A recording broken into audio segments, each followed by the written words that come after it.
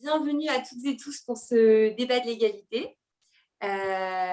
Nous sommes ravis de recevoir aujourd'hui Sarah Abdel-Nour et Dominique Méda pour la présentation du livre « Les nouveaux travailleurs des applis ». Sarah Abdel-Nour est maîtresse de conférences en sociologie à Paris-Dauphine et Dominique Méda est professeure de sociologie également à Paris-Dauphine et directrice de l'Institut de recherche interdisciplinaire en sciences sociales. Elles vont donc nous présenter aujourd'hui leur livre « Les nouveaux travailleurs des applis », paru aux éditions PUF. Ce travail, c'est le fruit de la contribution de 10 chercheuses et chercheurs sur ces nouvelles plateformes collaboratives qui ont émergé. Avant de céder la parole à Lucas Chancel pour une courte introduction, je voulais vous rappeler que les débats de l'égalité sont un cycle de conférences qui est dédié à la présentation d'ouvrages récemment publiés en sciences sociales. Le World Inequality Lab en organise 1 à 2 par mois et le prochain sera en français et aura lieu le 26 mai pour la présentation du livre « Race et sciences sociales » de Stéphane Beau et Gérard Noiriel. Eh bien, Lucas, si c'est bon pour toi, je te cède la parole. Merci beaucoup, Olivia. Bonjour à toutes et à tous. Et merci surtout, Sarah et Dominique, d'être là aujourd'hui. Donc, votre livre, Les nouveaux travailleurs des applis, pose la question des relations salariales, du droit du travail à l'heure des applications. Et c'est donc évidemment un sujet extrêmement important, notamment parce que certains croient, ou en tout cas ont pu croire pendant un temps, que eh bien, potentiellement, il n'y avait plus besoin de réformer le droit des salariés pour réduire le niveau de protection qui a été durement acquis au fil des années de mobilisation sociale, de réformes progressistes. Et que finalement, il n'y avait plus besoin de salariat du tout, donc plus besoin de s'attaquer au droit du travail, puisqu'en fait, on pouvait entrer dans des relations avec des individus sur un marché où finalement, ce ne serait plus des salariés. Et ce mouvement donc, de développement des applications, de nouvelles formes de contractualisation de formes de travail entre des entreprises et des individus se heurte depuis quelques mois, depuis quelques années, et il me semble aussi, suite à la publication de votre ouvrage, il y a eu de nouveaux éléments, des actualités intéressantes en lien avec ce que vous discutez, ce que vous analysez dans cet ouvrage, et je voulais reposer en 2 mots vraiment ces quelques éléments. Depuis 2 ans, on décompte pas moins de 40 recours en justice contre les applications numériques, contre Uber, contre Deliveroo, contre leurs concurrents, qui sont vus opposer par des travailleurs le non-respect des droits fondamentaux, le non-respect du versement d'un salaire minimum ou de cotisation pour l'assurance maladie. En France, on a cet arrêt de la Cour de cassation en 2020 qui sanctionne Uber. En Italie, et plus récemment encore, on a 60 000 livreurs dont le travail a été reclassifié en tant que travailleur. Et les plateformes ont été condamnées à de lourdes amendes. En Espagne, au Royaume-Uni, on a des mouvements similaires, des décisions de justice qui vont dans ce sens. Pour autant, tous les cas n'aboutissent pas nécessairement dans le sens des travailleurs, de ces demandes de reclassification en travailleurs et non pas en statut d'auto-entrepreneur. La Cour d'appel de Paris, par exemple, en 2020, a débouté des travailleurs. En Californie, Uber s'est mobilisé pour faire voter une loi qui est finalement pas si positive que ça pour les travailleurs. Et en Europe, aujourd'hui, la Commission européenne a lancé une consultation, donc elle prépare une directive sur le sujet, et certains s'inquiètent de ce qui pourrait en sortir suite à un travail de lobby important réalisé par les dites plateformes. Donc, c'est vraiment un sujet brûlant et on est très heureux de vous avoir pour nous aider à mieux le comprendre et à pouvoir y voir un peu plus clair dans tout ce qui est en train de se passer aujourd'hui.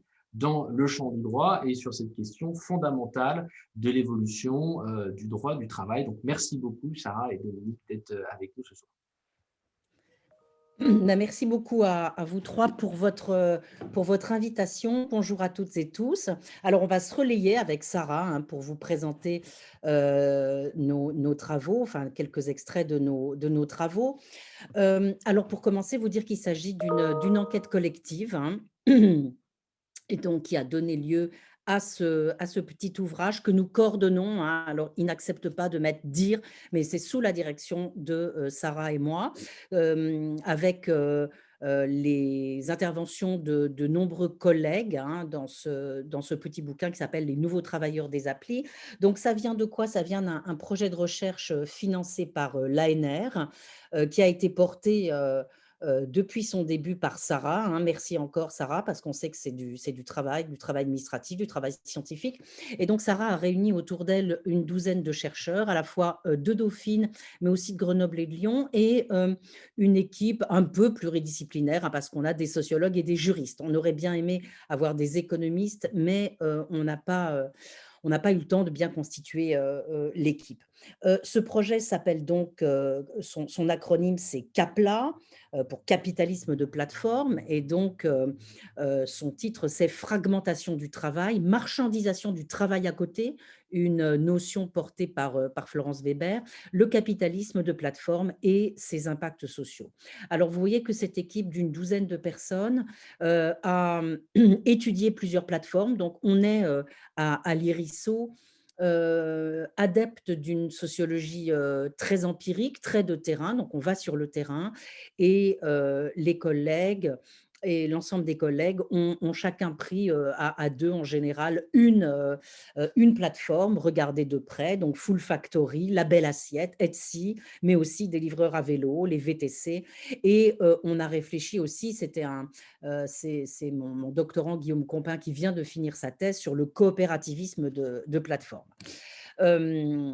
Voilà. Alors, on reprend ce terme de capitalisme de plateforme, que l'on met au centre de notre réflexion. L'idée, c'est que ces plateformes numériques qui sont apparues donc à partir des années 2009-2010, elles constituent certes une innovation technique, mais nous, ce qui nous a évidemment d'abord intéressé au premier chef, parce qu'on était beaucoup de sociologues du travail et de juristes du travail, c'est le fait qu'on a créé avec ces plateformes un nouvel espace de contournement des règles en matière de travail et d'emploi. Et donc, on avait vraiment fait un focus tous ensemble sur les conditions de travail et d'emploi de ces travailleurs de plateforme. On a essayé également, bien sûr, de questionner les pratiques des firmes, d'observer les acteurs de la régulation. Là, avec Sarah et un autre collègue, nous sommes dans une deuxième étape de ce travail qui consiste vraiment à aller regarder de très près les pratiques des acteurs de la régulation, donc les URSSAF, l'inspection du travail. On vous en dira plus tout à l'heure. Alors, donc, on regarde un petit peu avec méfiance l'arrivée de ce terme ubérisé qui est entré dans le Robert en 2017. Vous voyez cette définition qui est assez neutre. Il s'agit de transformer un secteur d'activité avec un modèle économique innovant tirant parti du numérique. Donc, de nombreux secteurs commencent les uns après les autres à être ubérisés en raison de la diffusion du numérique. Ce qui nous a intéressé, nous qui étudions le travail depuis longtemps, c'est de voir que cette ubérisation, elle est en fait le prolongement de plusieurs tendances à l'œuvre dans le monde du travail depuis longtemps. Un mouvement d'externalisation. Peut-être vous avez vu qu'il y a de nouveaux ouvrages qui viennent de paraître, de nouvelles réflexions, de nouveaux travaux empiriques, à la fois sur l'externalisation chez les agents d'entretien. C'est un petit bouquin qui vient de paraître au Petit Matin de Julie Valentin et François-Xavier Deveter. C'est très intéressant intéressant qui montre d'ailleurs comment cette logique d'externalisation, elle est économiquement complètement folle parce qu'elle coûte finalement beaucoup plus cher. Et puis peut-être vous avez vu aussi un ensemble de collègues, de fonctionnaires qui ont braqué le projecteur sur l'externalisation dans les services publics, mais c'est un petit peu autre chose. Bref, une tendance à l'externalisation, une tendance bien sûr à l'automatisation et à la digitalisation, et puis ce déploiement des alternatives au salariat que Sarah a beaucoup étudié, notamment dans son bouquin Moi, petite entreprise, hein, avec l'explosion, la réforme mise en œuvre par Novelli en 2009 et l'explosion de l'auto-entrepreneuriat et du freelance. Alors, on parle aussi, puisqu'on est vraiment dans ce vocable un peu moderne, hein, de plateformisation. On parle de plateformisation du travail, un vocable utilisé aussi par notre collègue Antonio Casilli, qui, dans En attendant les robots, a également regardé ce mécanisme à l'œuvre dans le monde, hein. Et donc, pourquoi plateformisation? Parce qu'on a ces plateformes, un nouveau type d'entreprise, hein, qui s'amusent à casser les professions réglementées, souvent, pour mettre directement en relation les offreurs et les demandeurs de services. Donc, des professions réglementées ou régulées qui sont comme ça cassées, en quelque sorte, par l'intervention de ces plateformes, de ce nouveau type d'entreprise qui intervient pour supprimer les intermédiaires classiques et se mettre à la place. Pourquoi parler de capitalisme de plateforme? Eh bien, parce que c'est quand même, on se dit que c'est peut-être une nouvelle étape dans le capitalisme, puisque cette nouvelle étape, elle brise la distinction bien propre que l'on avait en France, notamment jusque-là, entre d'un côté les salariés qui sont subordonnés et qui louent leur force de travail, et puis d'un autre côté des travailleurs indépendants qui possèdent l'outil de travail et qui sont autonomes, hein. Bah, là, c'est une nouvelle étape dans le capitalisme où on a des travailleurs indépendants qui assument l'ensemble des risques liés à l'activité et qui n'ont finalement que très peu d'autonomie. Donc une remise en cause des catégories classiques à l'œuvre dans le monde du travail. Donc on se dit qu'on est peut-être arrivé à un nouveau stade de rationalisation de l'activité productive, avec toujours la même obsession, hein, visant à réduire le coût du travail et les contraintes liées à l'emploi de travailleurs, puisque ce qui est très clair dans les pratiques de ces plateformes, c'est que ce qu'elles veulent à tout prix, c'est éviter les contraintes qui pèsent sur les employeurs. Elles ne veulent pas être des employeurs et donc elles ne veulent pas assumer l'ensemble des charges qui pèsent, alors des charges, j'allais dire des devoirs qui pèsent sur les employeurs, hein. Par exemple, assurer la santé et la sécurité de leurs salariés, faire respecter le code du travail et payer des cotisations sociales. Ça veut dire que c'est l'ensemble du droit du travail auquel elles échappent et une grande partie du droit de la protection sociale. Donc, comme je vous le disais, notre point d'intérêt, hein, ça a été de regarder le statut et les caractéristiques de ces travailleurs des applis. On n'a pas vraiment utilisé, nous, dans nos travaux, contrairement, je citais tout à l'heure Antonio Casilli, contrairement à un ensemble de chercheurs qui souvent rassemblent toute une série de nouvelles pratiques sous le terme de digital labor. On n'a pas vraiment utilisé ce terme. Il y a derrière l'usage de ce terme l'idée un peu marxiste, hein, qu'à partir du moment où il y a création de valeur et extorsion surtout de valeur, il y aurait du travail. Et donc, ce courant de recherche avec Casilli et d'autres essaye de mettre en évidence que, y compris derrière des pratiques qui peuvent ressembler à du loisir, par exemple, être sur Facebook, etc. Pour eux, c'est du travail parce qu'il y a de la création de valeur.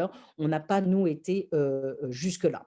Je rentre peut-être un petit peu dans le cœur de notre ouvrage qui contient plusieurs chapitres. On est un peu parti, c'est le chapitre ouvert par Diane Rodet, notre collègue Diane Rodet, on est un peu parti d'une mise à l'épreuve de la thèse défendue par les promoteurs du travail sur les plateformes et des plateformes d'une manière générale, selon lesquelles cette nouvelle économie serait formidable parce que ça serait une économie collaborative, une économie du partage, hein, sharing economy.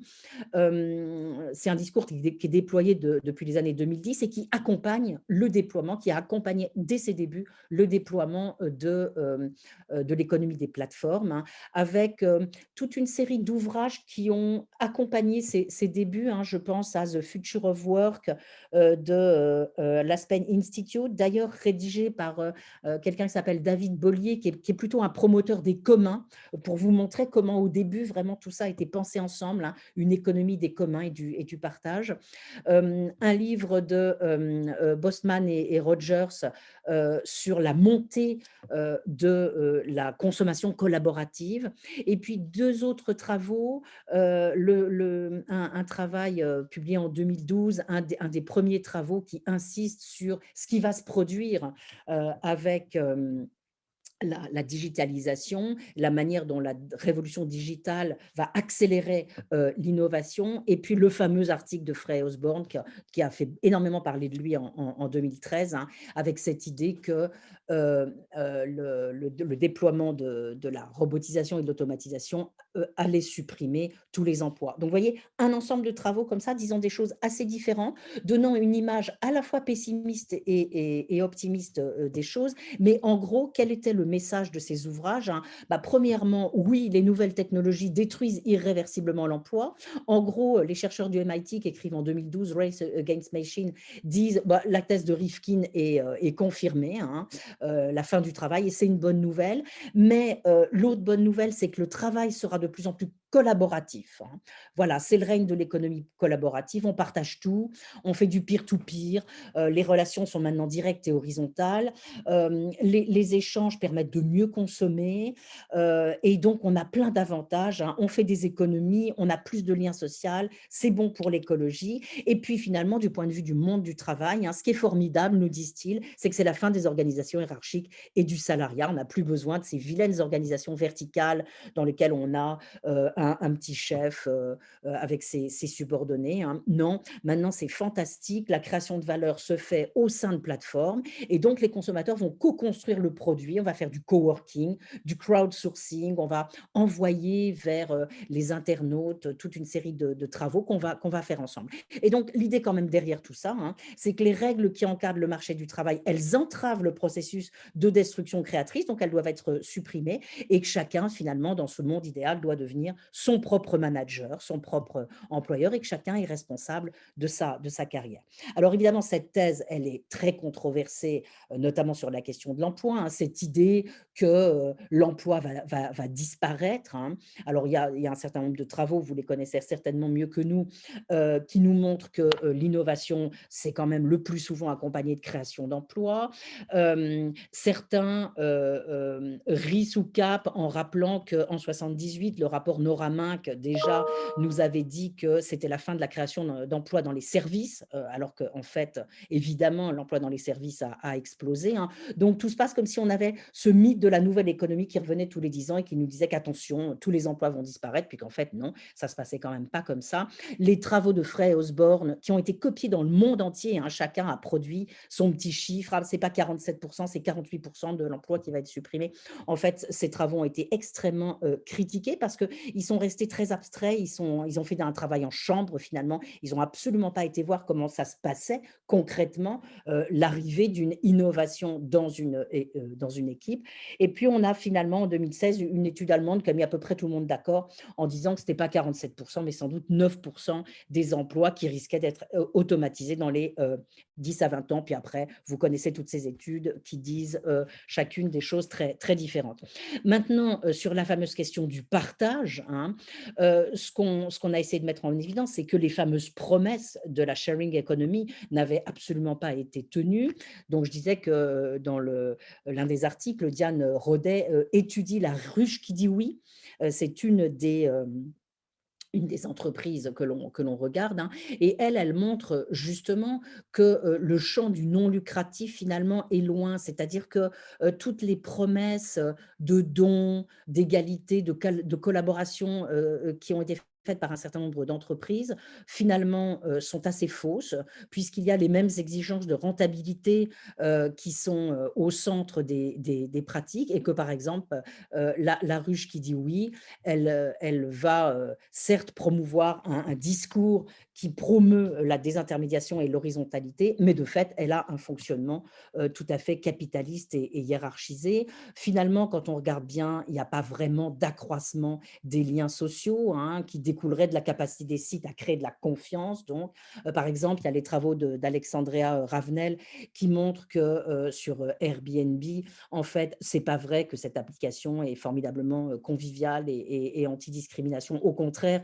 elle est utilisée pour trier les clients. Et finalement, ce que nous montre Diane Rodet, hein, c'est que le capitalisme de plateforme et l'économie sociale et solidaire, ils partagent en fait un peu des pratiques communes, c'est-à-dire derrière un joli discours de proposer des activités précaires et des activités mal rémunérées, hein, avec beaucoup de travail bénévole, des heures non payées et des conditions de travail peu décentes.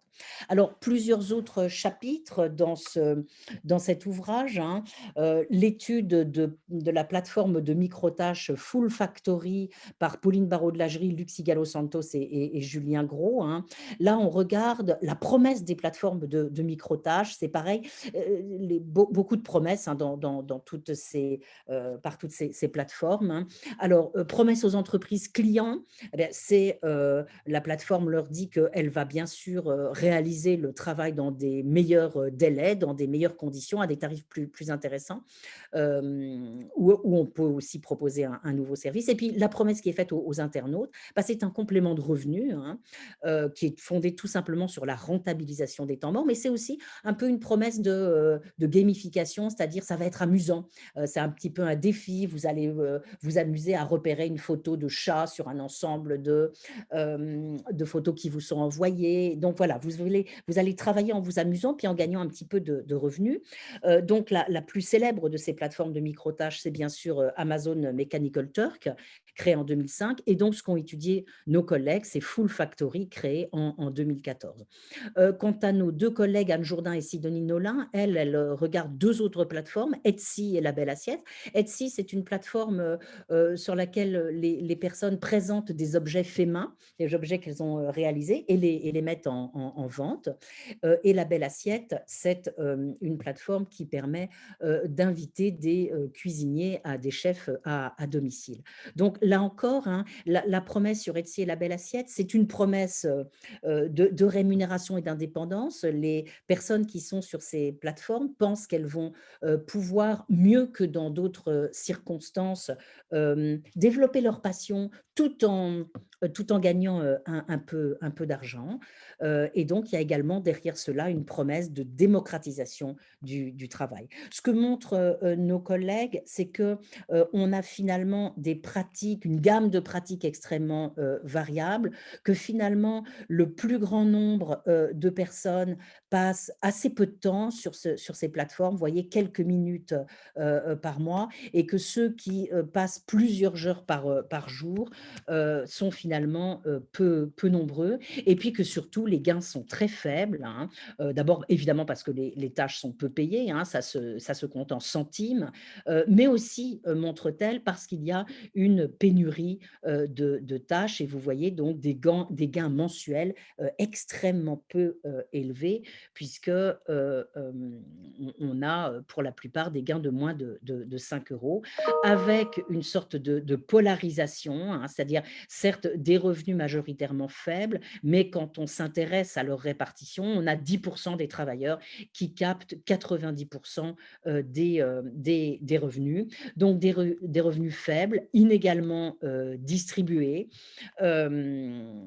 avec une primauté aux urbains, ou plutôt aux urbaines, hein, chez Etsy. C'est beaucoup de femmes qui s'ennuient un peu et tentent de retrouver une forme de reconnaissance et d'émancipation en étant sur cette plateforme, avec une malgré tout forte reproduction des inégalités de genre. Par exemple, les femmes, même si elles sont majoritaires sur Etsy, réalisent un chiffre d'affaires moyen inférieur à celui des hommes. Alors, on parle souvent de tâcheron du clic, hein, ou de tâcheronisation du travail. Ce que montrent nos collègues, Pauline Barraud de l'Agerie et les collègues qui écrivent sur ces plateformes de micro-tâches, c'est qu'on est en train de revenir à la proto-industrialisation d'une certaine manière. On est en train de revenir à la manière dont le marché du travail était organisé au 19e avec un tâcheron. Vous vous souvenez qu'au 19e, le tâcheron, il prenait la marchandise et il distribuait le travail à des ouvriers payés à la pièce ou à des travailleurs à domicile. Et donc, évidemment, il cherchait à les payer le moins possible, hein. C'est ce qu'on appelait le sweating system. Vous vous souvenez peut-être de ces représentations. On a une grosse araignée qui suce le sang des ouvriers. Marx l'avait dénoncé, bien sûr, à l'époque. Et c'est la raison pour laquelle le tâcheronnat a été déclaré illégal en France dès 1915 et que les travailleurs à domicile ont été assimilés aux salariés. Je passe maintenant la parole à Sarah.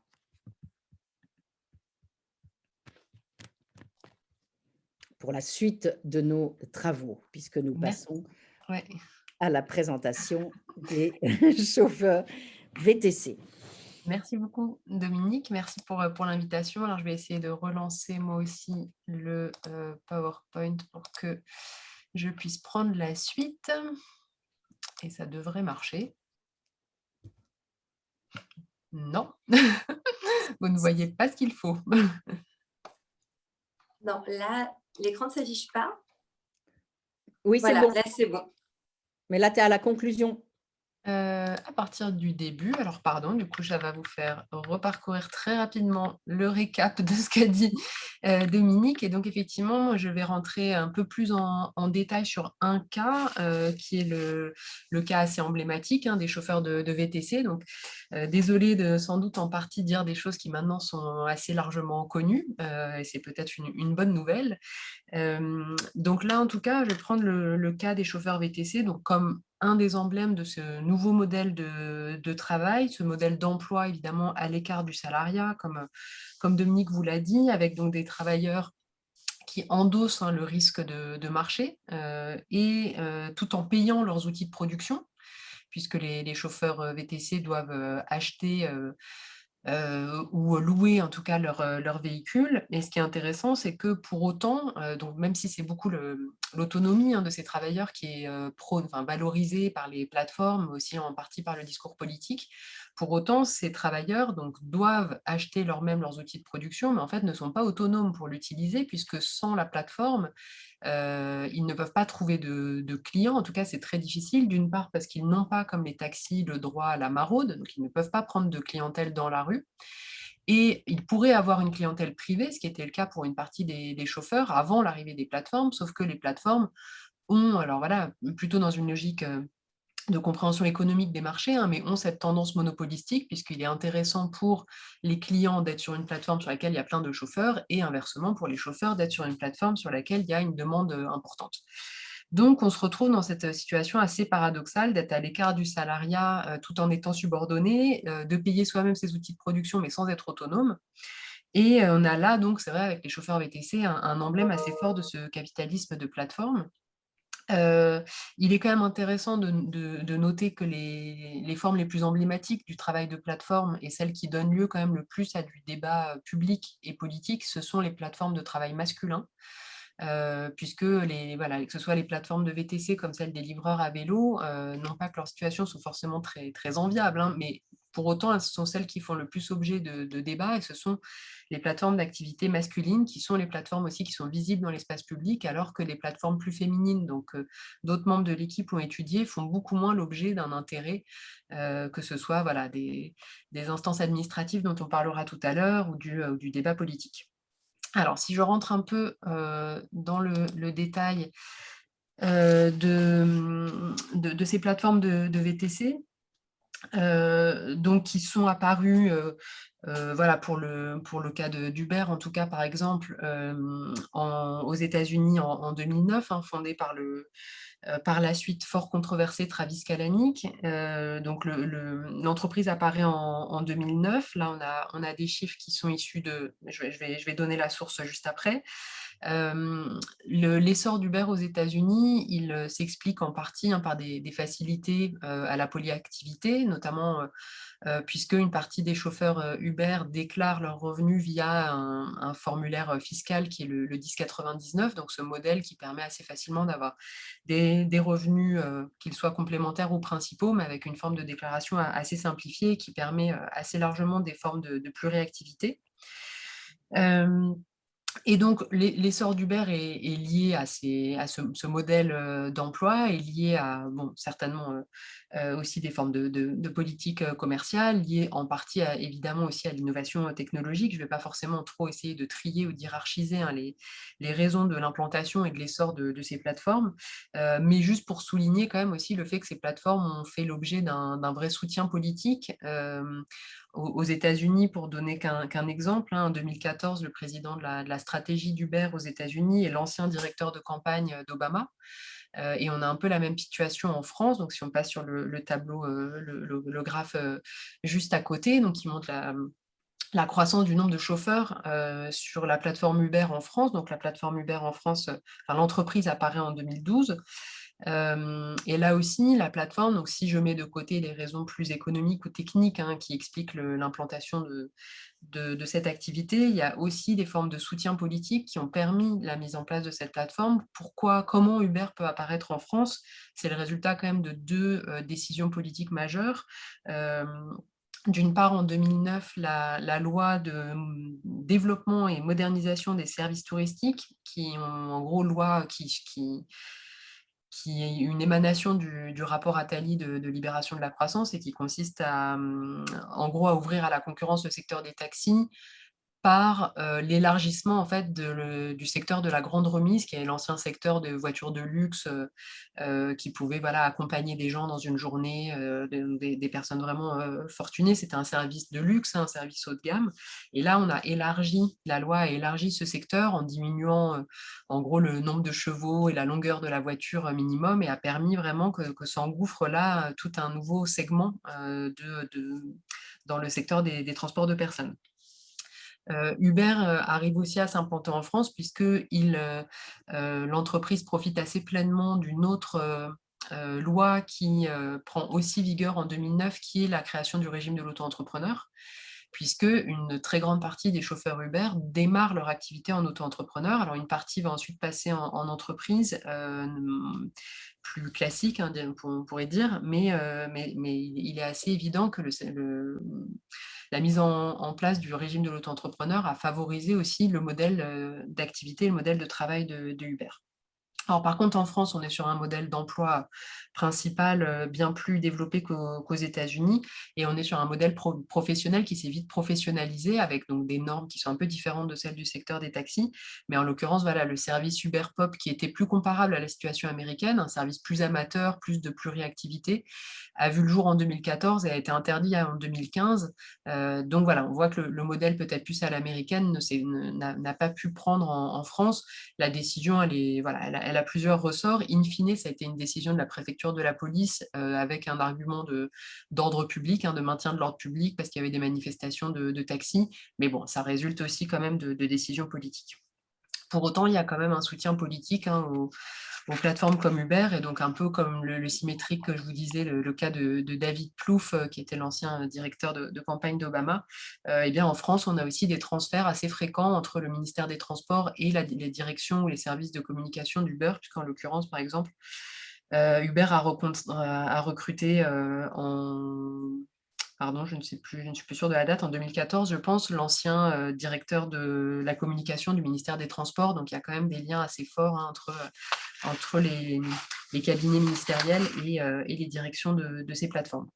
Bon, si on essaye un peu de cerner l'ampleur un petit peu de ces de ces populations, on se retrouve face à, pour le moment, des données assez parcellaires qui n'éclairent pas complètement le secteur. La publication de l'INSEE, hein, qui a cherché le plus précisément à répondre un peu à la question de la taille de la population, des indépendants qui avaient besoin d'une plateforme numérique pour récupérer des clients, c'est la publication de Damien Babé, qui estime qu'il y a à peu près 200 000 indépendants qui déclarent dépendre d'un intermédiaire pour accéder à leurs clients, et que parmi ceux-là, une petite partie aurait besoin d'une plateforme numérique, donc on aurait une sous-population de ces 200 000 travailleurs indépendants. Ce qui est très délicat, et c'est Julien Gros dans notre groupe de recherche qui s'est intéressé beaucoup à cette question du comptage et de la statistique publique autour de ces nouveaux travailleurs. Ce qui est compliqué, c'est que l'enquête qui sert là notamment à Damien Babé, c'est l'enquête emploi, et que pour le moment, elle s'intéresse essentiellement à l'emploi principal. Donc on a du mal à cerner les activités, enfin les formes de pluriactivité. Bon, même si en France, on sait quand même que les travailleurs des plateformes de VTC sont plutôt en emploi principal, c'est quand même une vraie difficulté pour la comptabilité de manière plus générale. Et puis une deuxième limite, et il n'y en a sans doute pas que deux, c'est que l'enquête, elle essaye aussi de cerner la notion d'indépendant économiquement dépendant, et donc pour ça, ils vont demander aux travailleurs combien ils ont de clients, avec l'idée que s'ils ont, enfin voilà, les indépendants qui n'auraient qu'un seul client seraient en situation de dépendance économique. Or là, ce qui n'est pas évident, c'est que pour les chauffeurs VTC, est-ce que quand on pose la question à un chauffeur VTC, combien de clients avez-vous, est-ce qu'il pense à la plateforme ou est-ce qu'il pense aux passagers? Et donc, on est souvent dans ces situations où c'est assez difficile de savoir, bon voilà, on a une difficulté potentiellement juste c'est pas une mauvaise compréhension, parce qu'en fait, la question pourrait largement être comprise des deux manières à raison, mais on a potentiellement une autre lecture, en tout cas, faite entre le travailleur et le statisticien. Donc, pour le moment, c'est quand même quelque chose qui est assez incomplet. Alors, on peut avoir d'autres sources, hein, pour les chauffeurs. On a le registre du VTC, qui est un registre qui est tenu par le ministère, qui donne, donc on peut aller le consulter, vous pouvez aller faire des recherches pour voir un peu la répartition des VTC, puis vous pouvez rentrer des noms de sociétés et avoir accès à cette base de données. Ce qui est assez étonnant, c'est de voir en tout cas qu'aujourd'hui, il y a beaucoup plus de chauffeurs VTC en région parisienne que de taxis, puisqu'il y en aurait 38 000 VTC en Île-de-France contre 18 000 taxis, donc on est quand même sur un marché qui a fondamentalement changé. Pour autant, le registre des VTC, il n'est pas forcément très évident à lire, parce qu'on a là à la fois des particuliers, des sociétés, parce que ce qu'il faut dire, c'est que ce secteur n'est pas qu'un secteur d'indépendants. Il y a aussi beaucoup de sous-traitance entre chauffeurs, donc des chauffeurs qui ont des licences collectives. Alors, à un moment, c'est passé par le statut de LOTI, qui est un statut des années 80, mais il y a d'autres manières de faire. En gros, on peut créer une structure, une entreprise de transport, et salarier ensuite des chauffeurs. Pour le moment, tout ce qu'on a comme retour sur ces sociétés intermédiaires, en gros, c'est que le salariat qu'elles déploient est un salariat très largement aux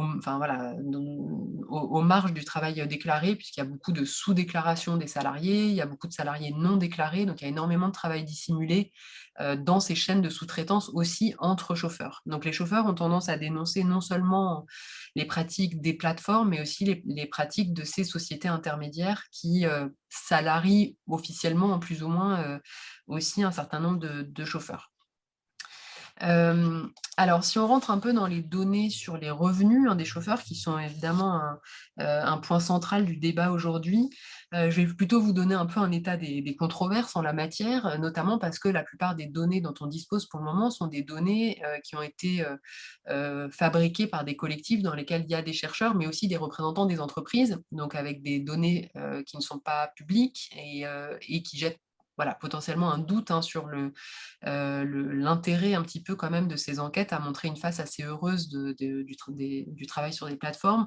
Donc, il y a une première controverse autour des données américaines, les données de Hall et Kruger de 2016, article, hein, qui utilisait à la fois des données de l'entreprise, donc sur lesquelles on ne peut pas faire de travail comparatif, et une enquête réalisée par une entreprise de conseil sous contrat avec Uber, qui a passé des questionnaires à des chauffeurs, donc qui montre par exemple, voilà, la répartition du travail exclusif contre la multi-activité, donc avec 38% des chauffeurs qui travaillent pour Uber exclusivement, mais aussi 31% qui ont un emploi à temps plein et 30% à temps partiel. Et ce qui est peut-être plus l'objet de controverses, c'est des revenus. L'article de Hall et Kruger parlait de revenus de 15 à 20 $ par heure, avec toujours dans ces enquêtes un flou sur revenus. On ne sait jamais si c'est du chiffre d'affaires, du revenu brut, du revenu net.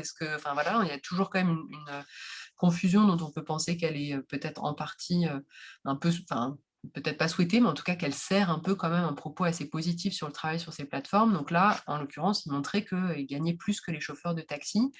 Donc on a deux chercheuses, Janine Berg et Anna Johnston, qui travaillent pour le Bureau international du travail, qui ont fait un article assez critique de déconstruction de ces résultats qui s'appelle Too Good to Be True et qui voilà, montre, je ne vais pas rentrer dans le détail, qui montre un certain nombre de biais déjà dans le fait que voilà, les réponses, sachant que l'enquête était officiellement commanditée par Uber, on peut penser qu'il y a quand même un énorme biais dans les répondants, qu'il y a des questions manquantes, y compris sur le nombre d'heures de travail moyen par semaine, donc des données qui seraient assez cruciales, qu'il y a un ensemble de questions biaisées, alors qu'elles appellent des double-barreled questions, donc des questions un peu à double bande, c'est-à-dire on propose une alternative en disant, en gros, est-ce que vous préféreriez un emploi sans choix des horaires ou bien travailler avec Uber? Donc, sachant que voilà, ça force quelque chose qui serait très binaire, en sachant que les chauffeurs valorisent beaucoup le fait de choisir leurs horaires. On sait très bien que ça va biaiser la question en faveur de préférer voilà, être son propre patron. Bon, voilà, je ne rentre pas dans tous les détails, mais vous avez un article qui est assez complet qui essaye un petit peu de questionner, voire plutôt même de déconstruire les résultats de cette enquête. On a un petit peu la même chose en France. Alors, il n'y a pas l'article de déconstruction, il n'existe pas, mais on a le même espace de controverse, puisqu'il y a l'article de Landier et Tesmar, donc, qui sont économistes et qui ont travaillé avec le chef des données chez Uber, Somoro, et qui ont là aussi utilisé à la fois des données Uber et un questionnaire, qui vont mettre beaucoup en avant l'angle du choix, l'idée que ce serait un choix qui permet d'éviter le chômage. Ils vont plutôt mettre en avant les entraves à la croissance du secteur, donc on est dans une optique quand même plutôt favorable à l'apparition de ce secteur, qui vont là aussi parler d'un revenu par heure autour de 20 €, mais alors là l'article est encore plus sommaire que l'article américain sur ce que ça veut dire que revenu et ce que c'est qu'une heure travaillée, puisque dans l'article, en fait j'aurais dû mettre les guillemets, la phrase en dessous, le temps pendant lequel le chauffeur a transporté des passagers ou était disponible sur la plateforme, c'est ce que dit l'article. Mais donc, le « ou », on ne sait pas lequel des deux c'est. Et ça change fondamentalement les choses, puisque si l'heure de travail, c'est on concatène les minutes pendant lesquelles on a vraiment un passager qui va payer la course, ou si c'est le temps de mise à disposition auprès d'Uber, on est quand même sur des réalités très différentes, et l'article ne dit pas, il garde le « ou » sans qu'on puisse savoir voilà, ce que ça signifie en fait. Et en l'occurrence, c'est vrai que ces revenus par heure autour de 20 € tranchent assez fondamentalement avec les données qu'on a très récemment dans les publications de l'INSEE référence de 2020 sur les revenus des chauffeurs, puisque là, on compare les revenus. Donc, ils ont des sources assez variées. Je ne sais pas tout à fait comment a été construit ce tableau, puisqu'il mentionne plusieurs sources, à la fois le registre des VTC dont je parlais, mais aussi la base des non-salariés de l'INSEE, les recensements des ADS. Donc, c'est vrai que je ne pourrais pas rentrer dans le détail de ce tableau, mais ça montre quand même, en tout cas, des chiffres de revenus mensuels moyens qui sont bien plus faibles que ce qui apparaît dans l'article précédemment cité, puisque les VTC seraient autour de 570 € par mois, contre des taxis à 1230, et voilà, avec des écarts selon qu'on soit micro-entrepreneur ou indépendant classique, et selon évidemment qu'on soit monoactif ou plus réactif, mais dans tous les cas, des revenus qui sont bien loin du SMIC, ce qui est par ailleurs ce qui est assez convergent avec ce qu'on sait aussi des auto-entrepreneurs de manière générale, qui sont 90% à avoir un chiffre d'affaires qui est inférieur au niveau du SMIC, alors même qu'on est sur du chiffre d'affaires et pas sur du revenu. Donc voilà, on serait quand même un peu dans ces zones de travailleurs pauvres ou travailleurs très peu rémunérés pour ces activités. Alors, si je prends un petit peu l'angle qu'on a pris avec ma collègue Sophie Bernard, on a plutôt démarré l'enquête en fait en allant observer les mobilisations, hein, des chauffeurs, en disant que ça nous apprendrait euh, déjà que ça nous donnerait quand même un premier aperçu de situation des chauffeurs, même si on sait que les chauffeurs mobilisés ne sont pas à l'image de l'ensemble des chauffeurs. Sophie a poursuivi l'enquête justement auprès des non mobilisés ensuite, hein, pour avoir une vision un peu plus complète. Mais les mobilisations nous apprennent déjà quand même beaucoup de choses. Donc on a observé et rencontré ces chauffeurs mobilisés. Alors pourquoi ces mobilisations? Donc on a des mobilisations qui sont apparues en France dès 2015, hein, donc assez tôt après l'implantation des plateformes, dès 2015, dès l'automne 2015. Uber diminue le prix de la course minimum, augmente le pourcentage de la commission. Et en fait, très vite, quasiment instantanément, on a des premières mobilisations de chauffeurs qui se réunissent à la fois devant le siège de Uber, mais qui vont aussi bloquer des places comme la Porte Maillot, enfin des points un peu stratégiques de circulation dans Paris. Pourquoi ils sont mécontents? Évidemment, il ne suffit pas d'être mécontent pour protester, mais il faut déjà l'être, c'est un premier point de départ. Ils sont mécontents déjà parce qu'ils sont très déçus, hein. Ils sont engagés dans cette activité, ils sont souvent endettés pour démarrer cette activité avec l'idée que c'était une opportunité d'ascension sociale. Ce sont souvent donc des chauffeurs hommes, hein, qui étaient dans le salariat, dans des métiers d'exécution, soit ouvriers, soit dans la logistique, dans le transport. Et là, ils espèrent vraiment une sortie par le haut avec un métier d'indépendant, avec la symbolique que ça a, l'espoir d'augmentation de la rémunération aussi que ça incarne. Et puis assez vite, ils se heurtent d'une part à la chute des rémunérations, donc avec les transformations des conditions de rémunération, hein, mises en place par les plateformes, une concurrence qui augmente assez fortement, l'arrêt des aides sociales, hein, qui vient aussi gréver leur situation individuelle, parce que souvent ils démarrent en fait en continuant à toucher des allocations de retour à l'emploi ou sur des minima sociaux, et puis il y a les aides d'installation, un l'ACRE, l'aide pour les chômeurs et créateurs repreneurs d'entreprise, et puis ces aides s'arrêtent. Entre-temps, les conditions de rémunération se dégradent, et donc ils se retrouvent vraiment dans une indépendance sous dépendance. Ils travaillent à crédit, ils n'arrivent plus à avoir de clientèle privée. Leur autonomie au travail est extrêmement faible, donc notamment évidemment avec les notations des clients, avec toutes les injonctions faites par les plateformes de travailler sur certains créneaux. Ils sont obligés de travailler plus longtemps, et tout ça vient fortement menacer un peu leur vie personnelle et familiale, hein. Les moments de mobilisation ont souvent été des moments pour les chauffeurs d'énoncer leur crainte de divorce, parce que voilà, c'est en train vraiment de perturber leur vie familiale, alors même que souvent ces activités sont prônées comme étant plus simples à articuler avec la vie personnelle, puisqu'il y aurait le choix des horaires.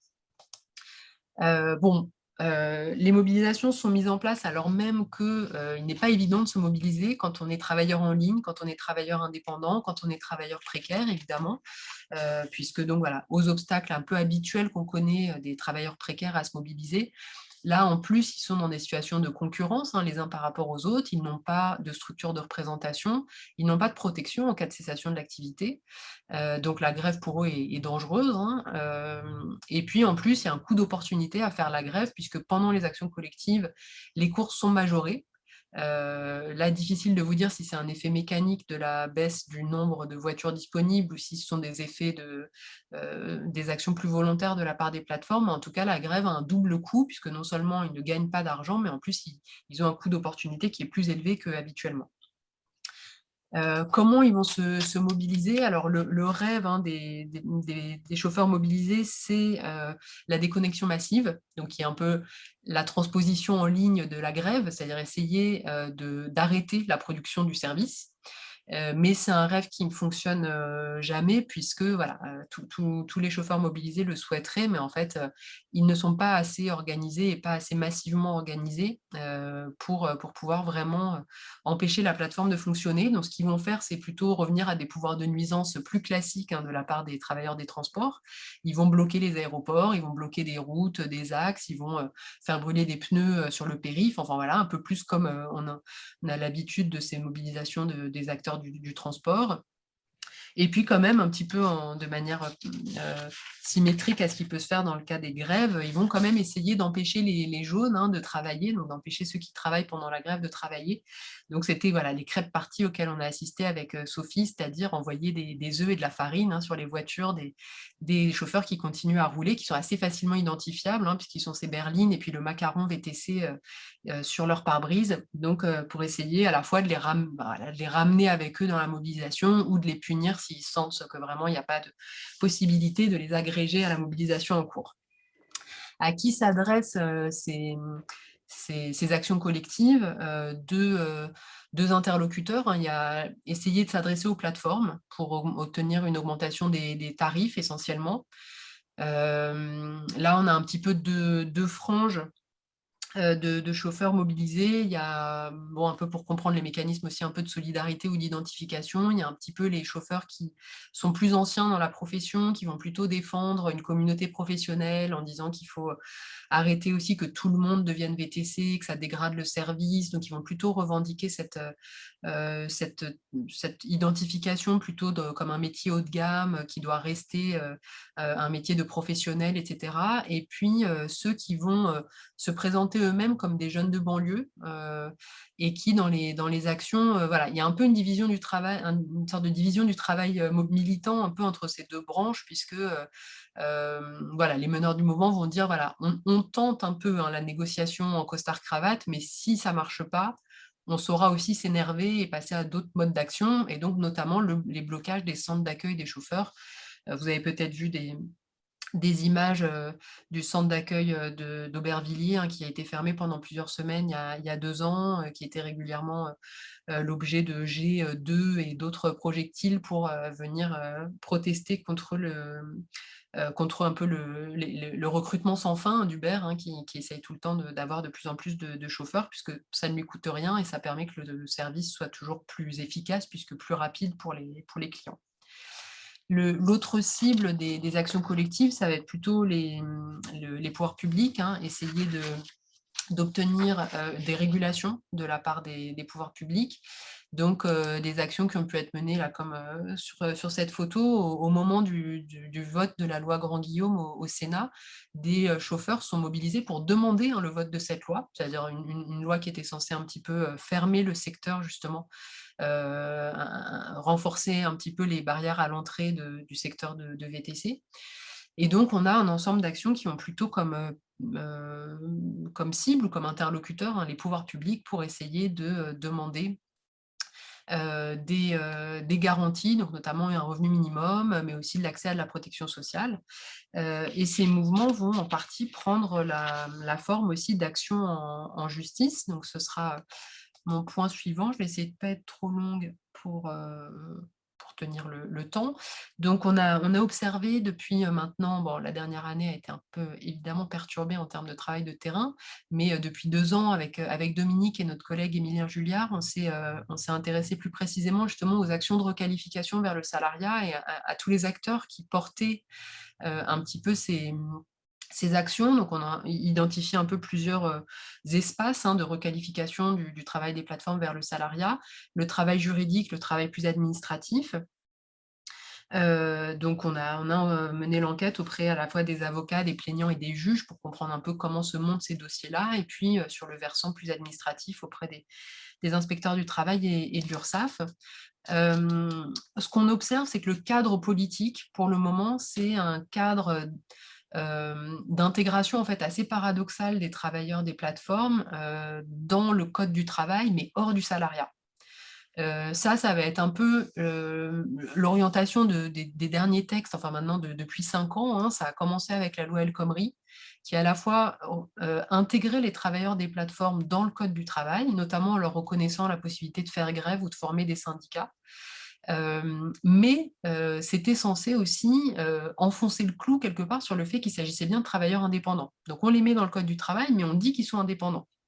Et ça a été la même logique à l'œuvre dans la loi d'orientation des mobilités de 2019 qui inscrit, donc là, on est vraiment sur de la soft law, c'est très peu contraignant, on inscrit la possibilité facultative pour les plateformes d'établir une charte qui doit encadrer en gros la relation de travail, tout en stipulant que les éléments qu'elles contiennent ne peuvent être invoqués devant le juge comme attestant d'une relation de subordination salariale. Donc, ça a été cassé par le Conseil constitutionnel, hein, puisque c'est bien au juge de déterminer s'il s'agit de salariat ou pas. Donc, la loi ne peut pas le stipuler d'emblée. Mais on a en gros cette orientation politique-là. Ce qui n'a pas empêché, évidemment, comme ça a été mentionné dans le début par Lucas, ça n'empêche pas qu'il y ait des décisions de justice qui aillent plutôt dans le sens de la requalification. Une première décision importante pour le secteur de VTC, ça a été l'arrêt de la Cour de justice de l'Union européenne, qui estimait que Uber était bien une entreprise de transport et non pas une entreprise du numérique. Ce qui veut dire qu'en termes de convention collective ou de droits des travailleurs, on rentre dans un secteur qui est davantage régulé. Et puis voilà, on a ces décisions importantes qui ont été portées par la Cour de cassation en France. Dominique vous parlera dans un dernier et plus rapide temps de ce qui se passe dans d'autres pays, mais en France, en tout cas, on a ces mesures, ces décisions assez importantes de la Cour de cassation qui ont donc requalifié tour à tour, enfin avec un peu d'écart dans le temps quand même, un livreur puis un chauffeur qui ont été requalifiés en salariés. Et donc voilà, ce sont des dossiers qui sont portés souvent par des collectifs, c'est souvent des chauffeurs qui sont intégrés dans l'espace un peu des mobilisations, et des dossiers qui sont souvent portés aussi par des avocats assez militants qui s'interrogent, voilà, qui peuvent être proches notamment des centrales syndicales, qui pensent qu'on a là quand même un moment important de controverse et de lutte autour du salariat et qu'il s'agit de porter ces procès aussi pour porter l'idée que le salariat permet et est assez souple pour intégrer ces travailleurs-là sans leur enlever de protection sociale. Le contentieux juridique, il peut être aussi l'aboutissement de poursuites administratives, enfin de dossiers administratifs, puisqu'on a donc des corps de contrôle qui agissent assez explicitement au service du modèle social qu'incarne le salariat, donc inspecteur du travail, contrôleur URSSAF, qui en gros démarrent par des opérations de terrain. Donc on a assisté à des opérations par exemple de contrôle des VTC aux abords des aéroports. Ils contrôlent massivement tous les VTC qui arrivent au parking professionnel. Ils nous disent qu'on a quelque chose de l'ordre de 100% de travail dissimulé. Il y a non seulement le fait que potentiellement on est sur un travail dissimulé organisé par les plateformes, puisqu'en fait ce seraient des salariés, non pas des indépendants, mais même en fait on a beaucoup de chauffeurs qui ne sont pas correctement inscrits ou qui travaillent pour des entreprises qui ne les ont pas correctement inscrits. Enfin, on est quand même sur des secteurs où il y a énormément de travail illégal. Et à partir de ces opérations de terrain, les agents vont remonter au siège des plateformes et vont pouvoir monter des dossiers qui sont adressés au parquet, au pénal, pour travail dissimulé. Et donc là, on est sur des dossiers qui auraient une dimension collective. On ne serait pas dans les plaintes individuelles mentionnées avant, mais vraiment dans des dossiers collectifs qui viseraient quand même à contester le modèle d'emploi des plateformes comme étant, comme ressortant de travail dissimulé. Donc voilà un petit peu sur le cas des chauffeurs VTC, quelques éléments, et puis je repasse la parole à Dominique pour Tu gardes la main, Sarah, tu veux bien Ouais, garder je la te main passe comme ça, les slides, oui. comme il nous reste que Oui, quelques minutes sur que faire. Que faire face à Voilà. tout ça? Qu'est-ce qui se fait et qu'est-ce qu'on peut faire? Donc, quelques minutes pour terminer, pour vous rappeler les actions en cours à l'étranger. Lucas en a un petit peu parlé tout à l'heure.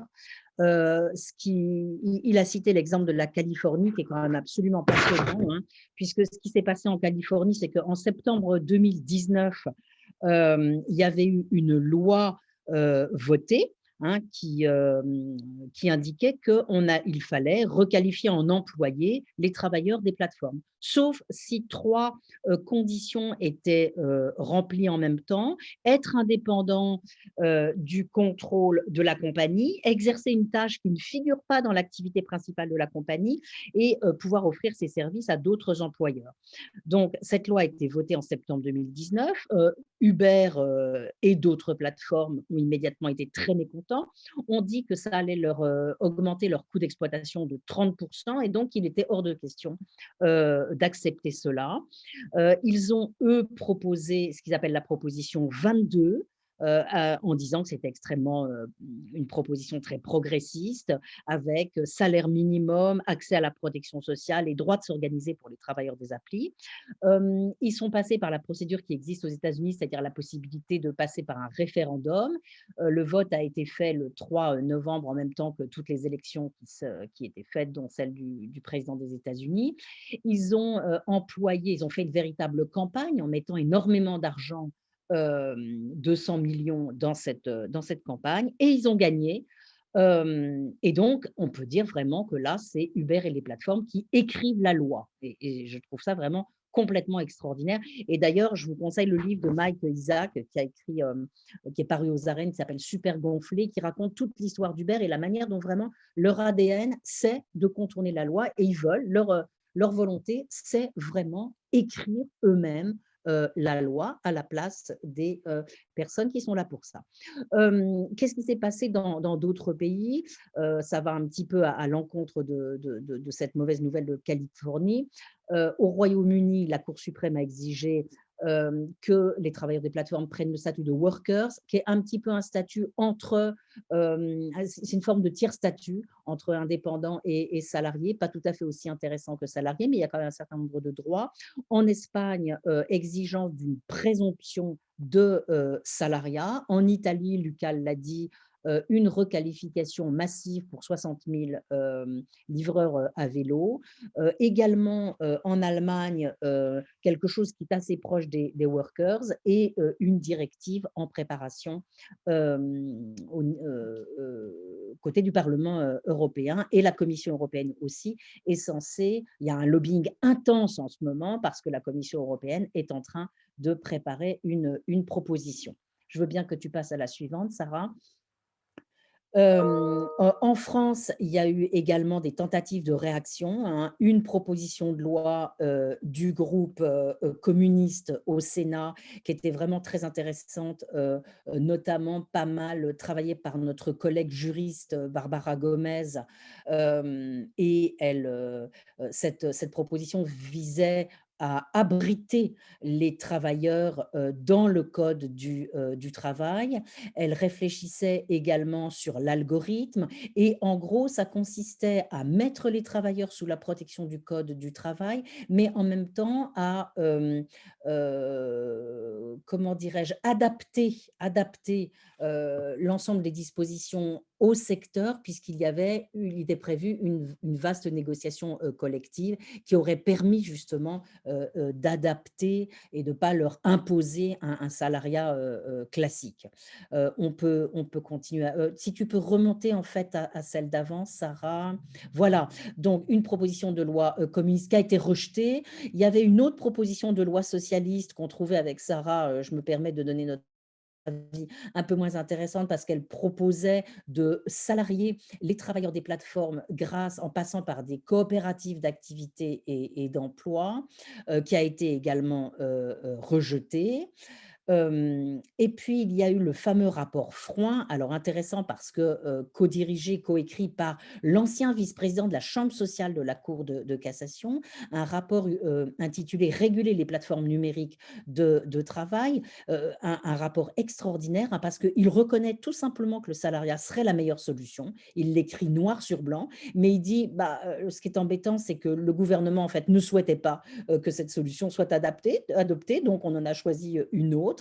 Il indique en même temps que le tiers-statut est une mauvaise idée. Je rappelle, hein, pour celles et ceux qui ne l'auraient pas compris, que notre gouvernement et sa majorité sont pro-plateforme. Alors, sous le prétexte de l'emploi, mais ils sont pro-plateforme, et ils ne veulent pas que les travailleurs de plateforme soient salariés au prétexte que ça ferait des charges, entre guillemets, trop importantes pour les plateformes, et donc que ça irait contre l'emploi.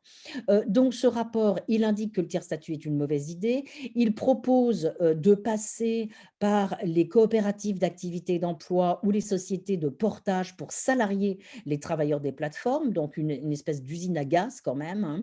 Les plateformes paieraient une cotisation, mais en quoi ça consiste? Ça consiste tout simplement à continuer à exonérer les plateformes de leurs responsabilités, puisque celles-ci ne sont toujours pas véritablement employeurs, hein. Et d'ailleurs, les coopératives ne veulent pas de cette solution. Euh, alors, il y a à nouveau une proposition de loi socialiste qui est présentée le 27 mai, donc très bientôt, un peu différente. Elle a été retravaillée avec des juristes, hein. Elle propose de créer une procédure de requalification par action de groupe, parce que pour l'instant, je ne sais pas si vous avez vu, mais pour l'instant, la requalification est individuelle. Donc, vous avez beau requalifier un chauffeur de VTC ou un livreur à vélo, bah, il ne se passe rien pour les autres. Donc là, il propose une procédure de requalification par action de groupe, comme ce qui s'est passé en Italie. Proposition également de suppression de la présomption de non-salariat pour une présomption de contrat de travail dès lors que la majeure partie des revenus est issue de l'exploitation d'un algorithme. Proposition également d'étendre le devoir de vigilance à l'ensemble des entreprises et réflexion sur la transparence de l'algorithme, c'est-à-dire il s'agirait de donner la possibilité au Conseil de prud'homme d'exiger la production de l'algorithme, donc d'ouvrir la boîte noire, hein, et de recourir à un expert. Dernière actualité, le rapport Mettling. Après le rapport Frouin, donc la ministre du Travail, Elisabeth Borne, a confié, pour aller très très vite et pour mettre en œuvre finalement une des propositions du rapport Frouin, elle a confié à Bruno Mettling, l'ancien DRH d'Orange, à Mathias Dufour et Pauline Trexer, une animatrice d'un collectif de freelance, un rapport qui serait le support du projet d'ordonnance, hein, qui permettrait de réguler le dialogue social entre travailleurs et plateformes numériques.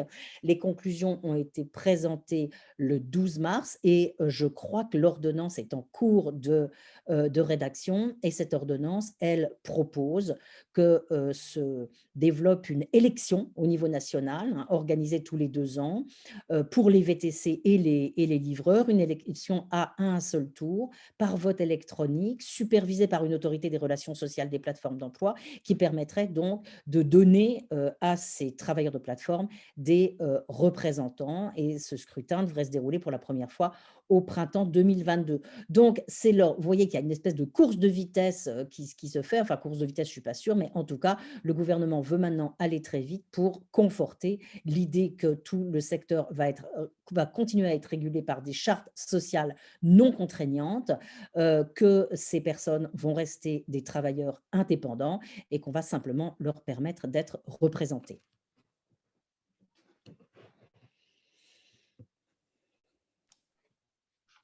Et on avait un tout petit mot de la fin, mais c'est plus une ouverture à la discussion, hein, parce que vu qu'on a passé pas mal de temps à vous raconter aussi ces questions de controverses et de lutte sur le terrain juridique, administratif, politique, reboucler un petit peu avec une approche peut-être plus matérialiste et une zone un peu d'ombre, hein, pour nous, c'est-à-dire essayer aussi un peu de cerner le modèle économique de ces plateformes qu'on a beaucoup de mal à saisir, notamment parce que pour le moment, les plateformes, notamment de VTC, affichent régulièrement dans la presse économique des chiffres et des rapports qui sont en partie disponibles, enfin leurs comptes qui sont en partie disponibles, des pertes. Et puis là, je ne sais pas si vous avez vu passer, il y a une semaine ou 10 jours, un centre d'administration fiscale qui est un peu un espace un peu de recherche, hein, sur la fiscalité des grandes entreprises, qui a un petit peu mis à mal, hein, le modèle, justement, la version officielle, hein, des comptes d'Uber, en disant que voilà, si Uber affichait régulièrement des pertes, en fait, il s'agissait surtout d'évasion fiscale et de recours à beaucoup de sociétés écrans. Et ça, c'est quand même une des données importantes, hein, sur lesquelles on a du mal à enquêter, c'est-à-dire comprendre aussi comment ces entreprises ont pu à ce point vampiriser le marché. Parce que notamment, c'est ce qui permet de comprendre aussi les obstacles à l'émergence des coopératives, qui sont des questions qu'on nous pose souvent, de dire pourquoi les coopératives n'arrivent pas à prendre plus de place. Parce qu'on est quand même aussi sur des sociétés qui se financent sur les marchés financiers, qui ont une puissance de frappe par rapport à ça qui est très importante, qui potentiellement perdre de l'argent, mais en fait, peut-être que c'est juste un système de dissimulation un petit peu des résultats d'exploitation pour de l'évasion fiscale. Mais en tout cas, tout ça est un peu une boîte noire qui est pourtant sans doute assez indispensable à la compréhension un peu globale du système. Donc voilà, on voulait juste un peu ouvrir sur cette question qui est pour le moment beaucoup plus une énigme pour nous qu'un résultat que malheureusement, on n'a pas encore à vous communiquer là-dessus. On enlève du coup notre partage d'écran, Sarah? C'est super. Super. Eh bien, merci beaucoup pour cette présentation très riche. Avant de passer aux questions-réponses, Thomas, Lucas, est-ce que vous voulez partager une impression, une question? Ou je prends tout de suite les questions. Moi, juste très rapidement, c'était vraiment passionnant, vous avez vraiment dit plein de choses.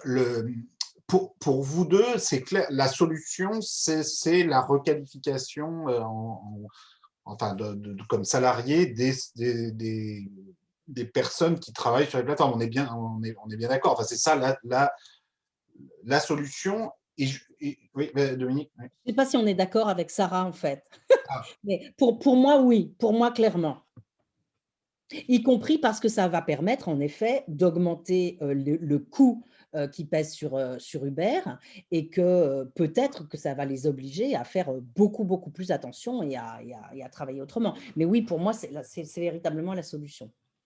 Sarah, je sais Sarah, alors Non, c'est pas que j'ai une autre proposition. Je suis peut-être un peu moins à l'aise que Dominique pour prendre parti.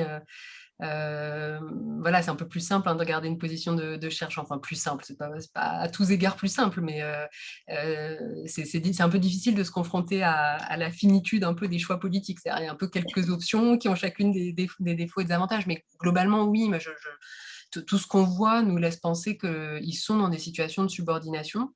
Après, si on pense quand même, si on se projette vraiment dans ce qu'on souhaiterait, je pense que Dominique, comme moi, par ailleurs, on aimerait bien repenser aussi les modalités actuelles du salariat pour décorréler un peu plus un modèle de protection sociale avec, pour le moment, ce qui est pensé comme un peu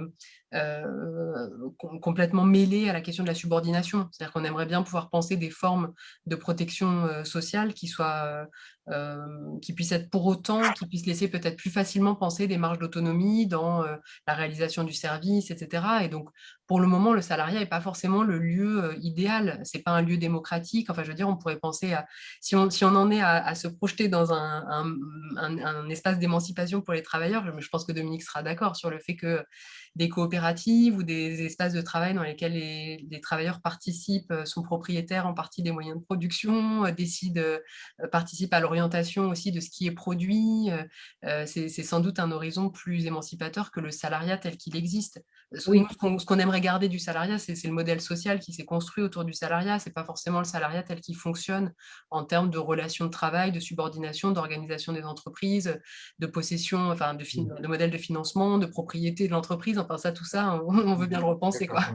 Oui, et donc, pour résumer, c'est le salariat plus du pouvoir pour les salariés de Uber au sein des instances dirigeantes de Uber et plus si affinité. Enfin bon, c'est le salariat plus le pouvoir. Et le salariat démocratisé. Parce Oui. qu'en effet, on peut pas s'asseoir sur le fait qu'il critique beaucoup le salariat. Alors, il y a à la fois un discours idéologique qui est promu par Uber et qui leur est un peu imposé. Mais c'est vrai qu'ils ont une image du salariat qui est le type chez McDo qui gagne rien et qui a son petit chef sur le dos. Et ça, on ne peut pas complètement s'asseoir dessus. C'est-à-dire que oui, en effet, dans de nombreux endroits, le salariat est devenu un truc abominable. C'est pour ça qu'on se dit le salariat, c'est le dernier rempart, ce qu'on doit défendre, mais il faut en même temps essayer de transfigurer, démocratiser, améliorer le salariat. Mais les personnes concernées, quel serait ce serait salariat plus quel pouvoir, quelle capacité d'intervention qui pourrait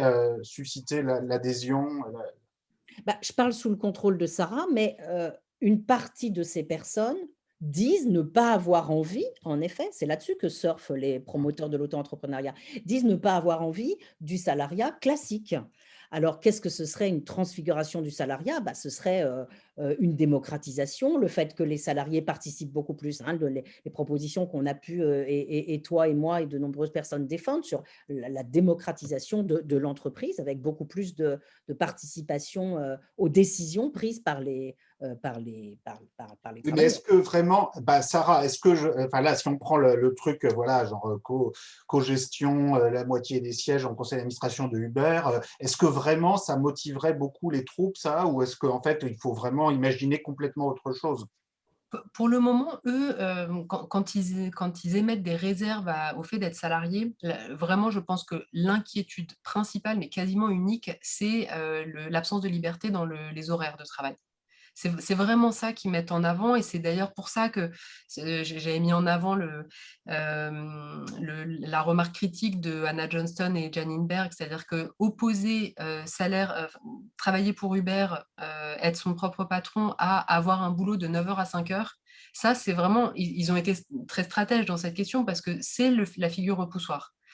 C'est-à-dire que par contre, tout ce qui est contré par les plateformes, c'est-à-dire toute la protection sociale, ça, je veux dire, tous les chauffeurs et tous les livreurs souhaitent avoir une assurance maladie parce qu'ils n'ont pas d'indemnité journalière la première année s'ils ont un accident du travail, ils n'ont pas d'indemnité journalière, ils n'ont pas de congés payés, ils n'ont pas de salaire minimum, ils n'ont pas de chômage, et ça, tout ça, ils le veulent, quoi. Et c'est un peu quand même la grosse entourloupe quand même du discours de promotion du travail indépendant, c'est précisément de mélanger l'aspect subordination et horaire contraint, de profiter de dénoncer ça pour balancer tout le modèle social qu'il y a avec le salariat. C'est quand même un peu ça notre grande... Une question naïve, et je laisse après parce que je sais qu'il y a plein de questions de genre, mais le salariat, ça implique forcément horaire contraint ou est-ce que quand il y a des forfaits jours, des choses, enfin, comment ça pourrait marcher? Ce qu'on défend et ce que défend par exemple notre collègue Sophie Bernard, c'est qu'on peut tout à fait avoir de l'autonomie dans le salariat. Et la proposition de loi communiste, là où elle était géniale, c'est qu'elle permettait une flexibilité, une souplesse des horaires au sein du salariat.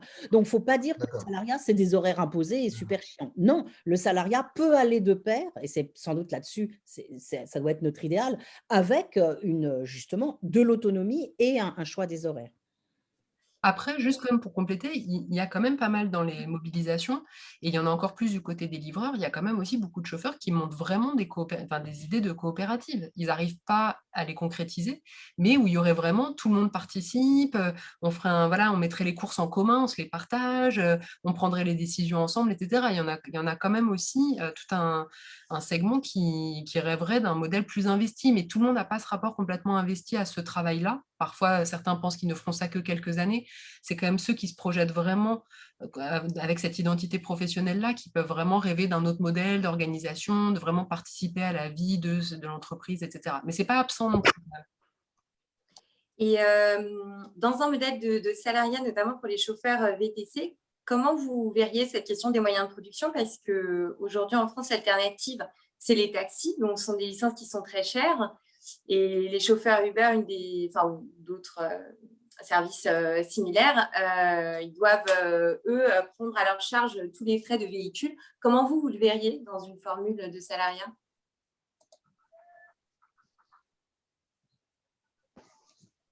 En fait, il y a eu alors on n'a pas réussi à mener, enfin on n'a pas complètement tenté de mener l'enquête dessus quand le secteur des VTC a été élargi, enfin quand il y a eu la loi de 2009, il y a eu des premières entreprises qui ont fonctionné sur le salariat. Alors après, c'est toujours la même question. C'est pour ça qu'on en revenait en mot de conclusion à la puissance aussi de frappe économique et de financement de ces plateformes. Ces sociétés-là n'ont pas résisté à l'arrivée d'Uber qui, quand même, à chaque fois qu'ils s'implantent dans un nouveau pays et dans une nouvelle ville, proposent des tarifs hyper attractifs pour les clients, tout en offrant ils ont toute une stratégie de fidélisation de la main-d'œuvre au début. Quand ils s'implantent, ils ont des bonus dès qu'on enchaîne tant de courses, dès qu'on enchaîne tant de journées. Il y avait une forme de revenu un peu fixe, en fait. Ils leur assuraient un revenu un peu fixe, comme les entreprises savent faire quand elles ont besoin d'attirer des travailleurs. Et là, toute la difficulté, effectivement, après, c'est que les travailleurs ont contracté des prêts pour acheter des véhicules et que là, ils ne pouvaient plus complètement sortir bon, peut-être pas dire piège, mais en tout cas, voilà, ils étaient pris dans la dynamique de travailler pour les plateformes. Alors après, quel serait le modèle des sociétés C'est vrai qu'il n'y a pas beaucoup de modèles dans le taxi, parce que le taxi lui-même a été un peu ubérisé avant l'heure, parce qu'il y a eu déjà la mainmise des intermédiaires, des grandes centrales de réservation de taxis dans les années 70, il me semble. Il faut lire la thèse de Guillaume Lejeune sur les taxis pour comprendre tout ça. Mais en fait, quelque part, le secteur des taxis n'est pas forcément...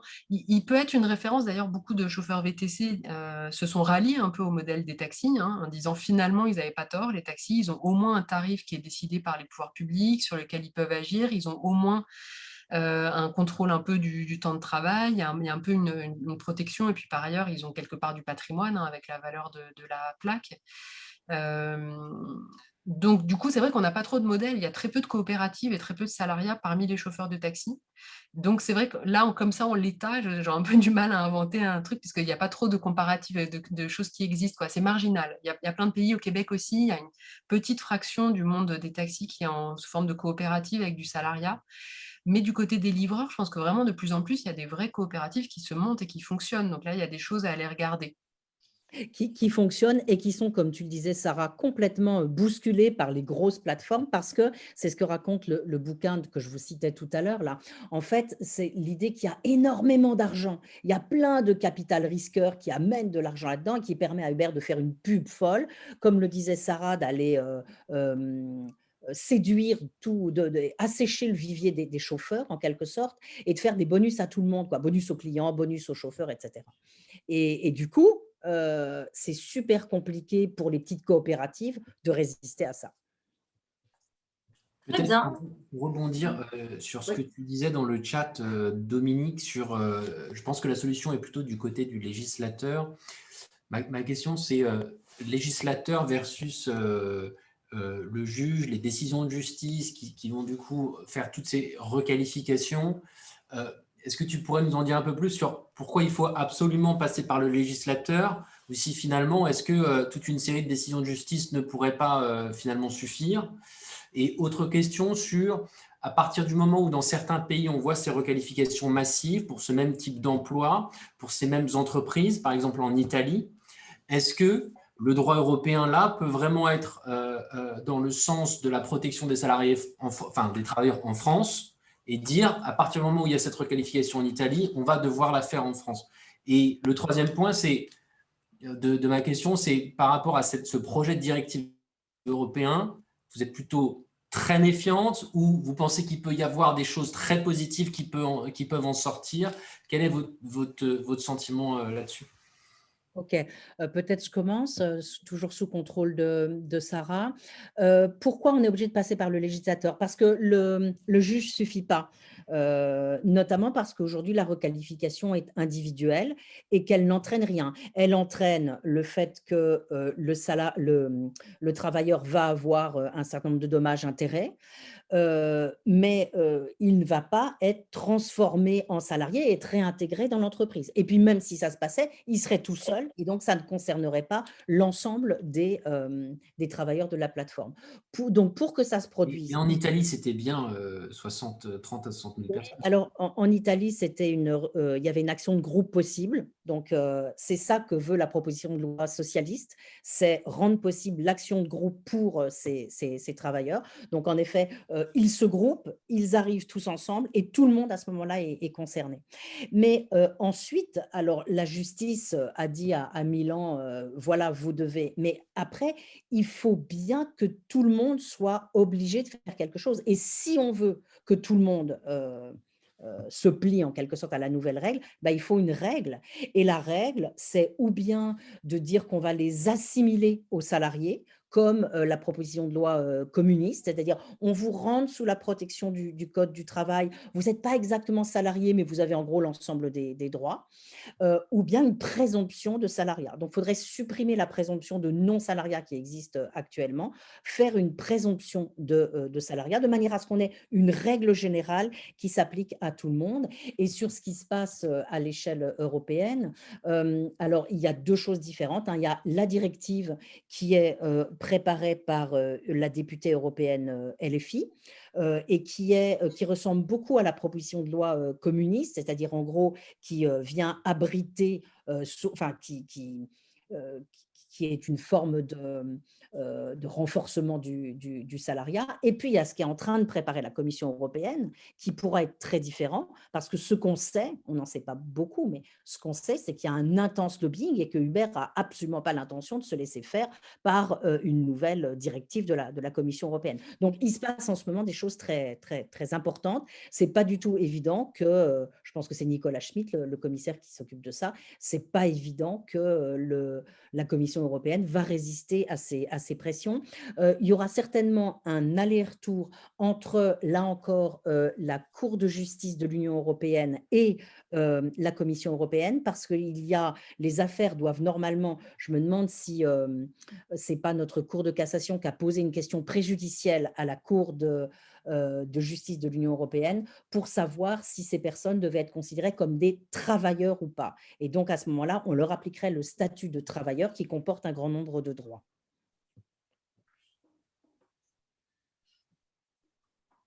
Eh bien, si ça vous va, on va prendre les questions des participants parce que le temps file. Je vais en soumettre 3 déjà, puis ensuite on fera une deuxième série. La première pour Dominique Méda, qui s'est opposée à la définition marxiste du travail de Cassilly. Donc, quelle définition retenez-vous? Une autre question, je pense peut-être plutôt pour Sarah Abdelnour. Pouvez-vous revenir sur la question de l'inégale visibilisation des activités de plateforme, sur la visibilisation genrée? Et enfin, quelles initiatives peuvent être mises en place afin de rendre possible la mobilisation de ces travailleurs et de la rendre plus efficace? Ok, j'essaye de répondre à la première question, qui est une question infinie. On se l'est posée énormément pendant notre travail. Moi, je dirais que je ne suis pas nécessairement contre cette définition marxiste. Ce qui m'ennuie, c'est la conception extensive du travail, et qui est d'ailleurs celle qui est officialisée par l'OIT, puisque l'OIT, en 2013, a indiqué que, en fait, en gros, toutes les activités, c'était du travail. Toutes les activités productives. Donc, en gros, à part dormir et faire sa toilette, toutes les activités étaient du travail. C'est vrai que ça me gêne un peu, cette conception. Et il me semble que la conscience qu'il y a une obligation, une contrainte, c'est Suppiot qui dit ça, qu'il faut quand même qu'il y ait une notion d'obligation ou de contrainte, elle est quand même importante pour qualifier une activité de travail. Et donc, est-ce que vraiment s'occuper de son CV sur Facebook, est-ce que c'est du travail? Parce que pendant ce temps-là, Facebook capte la valeur et va prendre vos données pour les vendre à d'autres. Ça me gêne un peu parce que c'est vraiment quelque chose qui est imposé de l'extérieur. D'accord.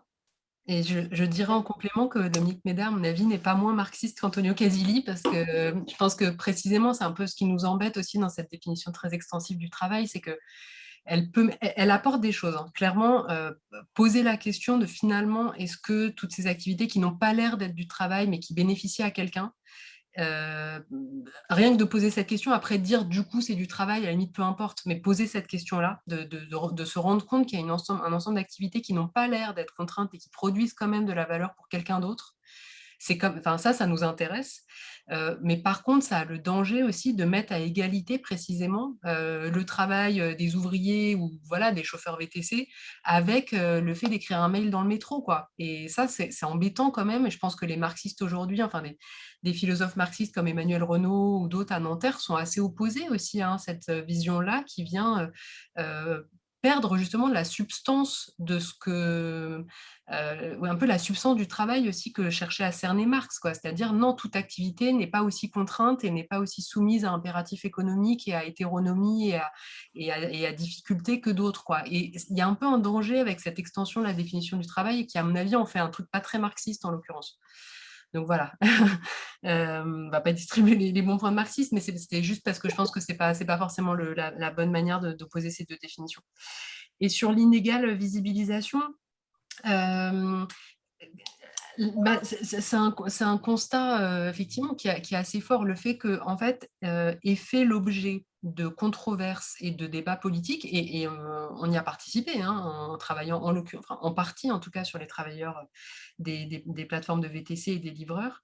On se rend compte que clairement, les plateformes, voilà, constat de départ, les plateformes de travail masculin ont plus fait l'objet de discussions, de débats que les plateformes de travail féminin. C'est assez logique, ça s'inscrit dans la continuité de grosses dynamiques historiques, à savoir que déjà, ce sont des activités qui sont plus présentes dans l'espace physique public que les activités, les plateformes d'activités féminines qui, quand elles sont tournées vers l'artisanat, le commerce, l'alimentation, enfin voilà, la préparation de repas, sont plus souvent dans la sphère privée, donc elles sont moins visibles. Et puis, on a toujours cette idée que les activités féminines seraient plus génératrices d'un revenu d'appoint, donc on se contente plus facilement, ça pose moins de problème que les revenus soient faibles sur les plateformes d'activité féminine, puisque c'est dans la continuité d'une égale rémunération du travail qui est quand même assez souvent naturalisée. C'est le modèle de l'homme breadwinner, etc., que vous connaissez évidemment. Donc ça vient un peu conforter des modèles de division du travail qui sont assez classiques. Et puis, les plateformes qui ont fait l'objet de débats, ce sont des plateformes qui se sont imposées dans des secteurs qui étaient souvent structurés par des professions un peu organisées. Et ça aussi, c'est plus fréquent dans les activités masculines. Donc, les taxis étaient organisés, alors que les activités de chef à domicile ou d'activités ou de micro-travail, il n'y avait pas encore de secteur et de profession organisée. Aussi en partie sans doute parce qu'il y a plus de femmes dedans. Enfin, je veux dire, il y aurait sans doute de corrélations à faire. Mais voilà, quelques pistes en plus, hein, mais c'était des questions qui méritent encore d'être travaillées. Et puis sur la dernière, alors elle n'est pas forcément plus à moi, sur quelles initiatives permettraient de rendre, donc c'est c'est difficile parce qu'en fait, je ne sais pas tout à fait à qui s'adresse la question, pas entre Dominique et moi, mais je veux dire, qui devrait mettre en place des initiatives pour rendre possible les mobilisations. Du coup, peut-être la question s'adresse aux syndicats. Qu'est-ce que peuvent faire les syndicats pour essayer un peu d'être porteur, d'être structure un peu de soutien aux mobilisations. Alors, ils le sont en partie. Hein, les mobilisations des travailleurs des plateformes ont des relations assez ambivalentes avec les syndicats, de manière assez étonnante. En fait, les premières mobilisations côté VTC, donc dès 2015, elles ont été portées par des structures déjà syndicales, qui sont moins visibles parce que c'est pas la CGT qui soutenait, par exemple, c'était une des associations professionnelles était rattachée à l'UNSA, et une des autres s'est ensuite rattachée à FO. Mais en fait, voilà, il y a eu une relation quand même assez forte de ces associations professionnelles de chauffeurs avec les centrales syndicales. Et pareil, dans les coopératives de livreurs à vélo, dans les collectifs militants, c'est plutôt la CGT qui a pris sa place, avec des relations qui ne sont pas toujours évidentes, parce que les syndicats peuvent incarner un peu un ancien monde. Ils ont fait l'objet ils sont porteurs quand même quasiment de stigmates, hein, auprès de certaines générations, dans certains milieux. Donc, au moment des Gilets jaunes, c'est vrai qu'on voyait pas mal les chauffeurs de VTC mobilisés nous dire qu'ils n'aimaient pas les corps intermédiaires, quand même que les syndicats, c'était pas leur came. Mais voilà, c'est assez marrant, c'est que ceux qui se sont mobilisés un peu au long cours, et il y en a pas mal, hein, qui ont porté la mobilisation de manière assez pérenne, ils finissent tous par dire, bon, en fait, j'aimais pas trop les syndicats, mais en fait, on est un peu obligé d'avoir des syndicats, et puis c'est quand même grâce à ces connards de syndicats, parce que c'est comme ça qu'ils le disent, qu'on a des droits sociaux en France. Donc, en fait, on ne peut pas faire autrement que de passer par les syndicats. Donc, il y a comme ça une sorte de résignation, parce que c'est pas forcément ils auraient envie peut-être de collectifs plus jeunes dans lesquels ils se reconnaîtraient, parce que pour un ensemble de raisons, parce qu'il y aurait plus de figures jeunes, parce que peut-être que voilà, les syndicats sont porteurs aussi de scandales historiques qui pèsent sur eux, etc. Bon, par un ensemble de raisons qui sont peut-être plus ou moins solidement ancrées ou peut-être un peu plus superficielles, mais voilà, ils aimeraient peut-être réussir à inventer autre chose, mais ils se rendent compte quand même que les syndicats sont des structures qui les aident en fait à se structurer. Donc il y a un peu cette résignation et ces discours assez ambivalents. Merci beaucoup. Je vois que Dominique a répondu à énormément de questions en ligne, ce qui va nous permettre de finir presque à l'heure. Donc, merci beaucoup à vous deux pour cette présentation et ces échanges très intéressants. À tous les participants, je vous donne rendez-vous le 26 mai à 18h pour la présentation de Race et sciences sociales de Gérard Noiriel et Stéphane Beau. On peut venir? Merci. Ah, Bien carrément, sûr. oui. On compte sur toi. Ok. Ça va être intéressant. Ouais, ça va être chaud. Mais merci beaucoup à vous deux, c'était vraiment super. Hein, vraiment, Merci on va aussi. tous aller regarder la proposition de loi communiste. Mais oui. J'aurais dû la mettre dans le chat, zut. Ok. Merci infiniment à vous, hein, c'était super. Merci à vous deux et à bientôt. Merci beaucoup. À bientôt, j'espère. À bientôt. Salut. Salut.